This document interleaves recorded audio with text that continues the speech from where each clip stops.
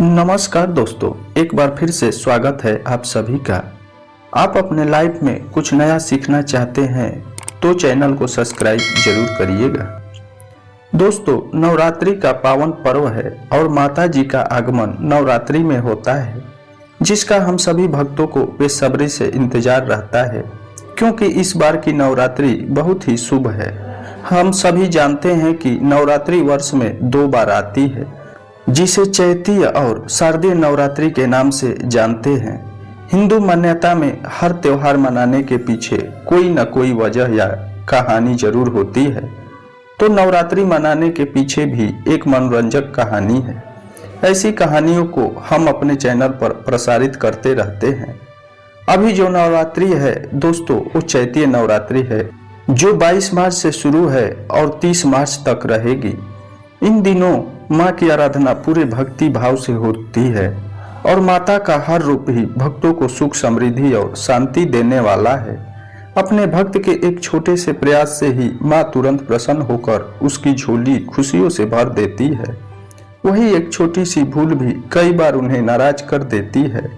अर्थात जितनी जल्दी माँ प्रसन्न होती है, उतना ही जल्दी माँ नाराज भी हो जाती है। अतः हम सभी को निरंतर प्रयास करना चाहिए कि माँ को हमेशा प्रसन्न रखें। दोस्तों, हम ये तो अच्छी तरह से जानते हैं कि नवरात्रि में हमें ऐसे क्या क्या काम करने चाहिए जिससे माँ हम पर प्रसन्न हो जाए और हम पर कृपा करके हमें मनचाहा फल प्रदान करे, जो हम करते ही हैं।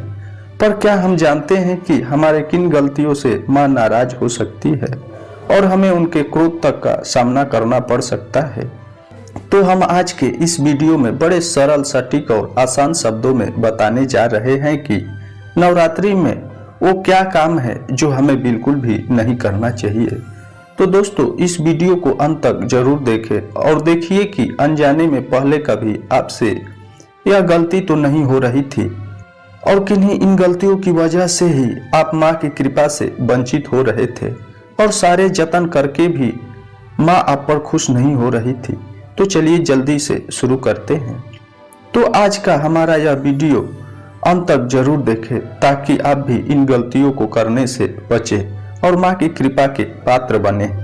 दोस्तों, सबसे पहली और महत्वपूर्ण बात तो यह है कि माँ आपको व्रत या पूजा पाठ करने पर मजबूर नहीं करती, परंतु आप कर ही रहे हैं तो अपने संपूर्ण भक्ति और विश्वास से करें।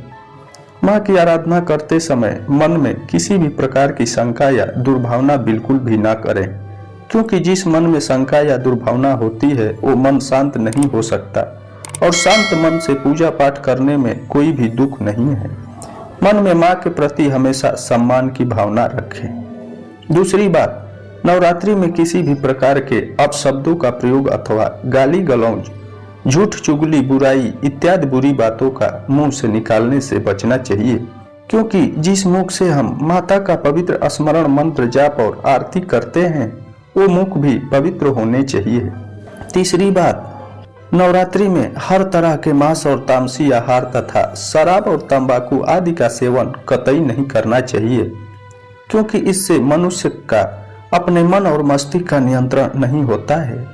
तामसी आहार शरीर में उष्णता का निर्माण करता है, जिसका प्रभाव सीधे हमारे शरीर पर पड़ता है, और शराब, तंबाकू इत्यादि का दुष्प्रभाव हमारे शरीर पर होता है। इनसे हम भली भांति परिचित हैं। इसलिए जहां तक संभव हो सके सात्विक भोजन का ही सेवन करें, खासकर खट्टी चीजें खाने से परहेज करें।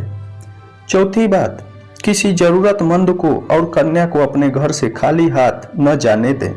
किसी की मदद करने से माँ यूं ही बहुत प्रसन्न होती है और जरूरतमंद की मदद करने पर तो माँ की कृपा आप पर अवश्य ही होगी। और कन्या माँ का ही रूप होती है। इन दिनों में माँ कन्या के रूप में विचरण करती है। अतः यदि कोई कन्या हमारे घर से खाली हाथ चली गई हो तो समझो माँ को ही हमने खाली हाथ भेज दिया है। तो जिस माँ ने हमें इतना सामर्थ्य दिया है कि हम किसी के लिए कुछ कर सके तो जरूर करें, अन्यथा माँ को यह बात अच्छी नहीं लग सकती है। पांचवी बात, इन दिनों में बाल न कटवाएं, दाढ़ी न बनाएं और नाखून नहीं काटें, क्योंकि बाल और नाखून को बढ़ने में हमारे शरीर की ऊर्जा का प्रयोग होता है और इस समय उपवास आदि ही करने वाले लोगों को शक्ति की ही बहुत आवश्यकता होती है।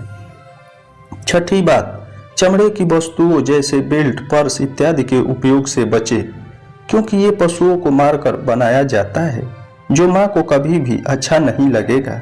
सातवीं बात, कलश या दीपक को घर में रखा है तो उसे छोड़कर घर को बंद करके जाना नहीं चाहिए। कलश जो कि हमारे आस्था और माँ के सम्मान का प्रतीक है, यदि किसी घरेलू जानवर के धक्के से गिर जाए तो ये हमारे लिए बड़ी मुसीबत बन सकता है। वहाँ पर माँ विराजमान होती है और जलता हुआ दीपक गिर जाए तो घर में आग लगकर अनचाही घटना भी हो सकती है, क्योंकि दिए को बुझने से बचाने के लिए हम इसमें ज्यादा तेल डालते हैं। आठवीं बात, माता का नाम स्मरण, पाठ, मंत्र, जाप आदि पूरी श्रद्धा और भक्ति और नियम के साथ करें और आवश्यक न हो तो बीच में न उठे और न ही किसी से बात करें, इससे आपका ध्यान भटकेगा। नौवीं बात, दिन में न सोएं। श्री विष्णु पुराण के अनुसार नवरात्रि के समय दिन में सोना वर्जित है। इसके पीछे की रोचक कथा हम किसी और वीडियो में सुनेंगे। 10वीं बात, मासिक धर्म के समय मंदिर इत्यादि में जाने से बचें, क्योंकि और भी बातें हैं जो नवरात्रि के समय ध्यान में रखनी चाहिए। जैसे यदि उपरोक्त सभी बातों का ध्यान रखा जाए तो माँ हम पर अवश्य ही प्रसन्न होगी, क्योंकि नवरात्रि शक्ति और भक्ति का पर्व है। मैं आपसे एक निवेदन करना चाहूंगा कि दोस्तों, संपूर्ण स्त्री जाति में ही माता का ही अंश है, इसलिए कृपया आप सभी माता और बहनों का सम्मान करें और उनका आदर करें। आशा करता हूं कि आप सभी इन बातों को ध्यान में रखते हुए नवरात्रि का त्योहार मनाएंगे और ढेरों खुशियां पाएंगे।